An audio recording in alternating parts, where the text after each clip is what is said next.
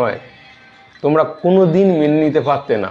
মুখে অনেক কিছু বলা যায়, আর সেটা যদি হতো তাহলে কৃষ্ণকে কষ্ট করে 18টা অধ্যায় বলতে হতো না। তিনি কেবলমাত্র অষ্টাদশ অধ্যায়ের অর্থাৎ মোক্ষযোগের 66 নম্বর শ্লোকটি বললেই সব লেটা চুকে যেত। এই বর্তমান সময়ে দাঁড়িয়ে তোমরা পুরো গীতা পড়েও তোমরা কৃষ্ণকে ভগবান বলে মানতে পারছো না, তাকে কাঠগড়ায় দাঁড় করাচ্ছ।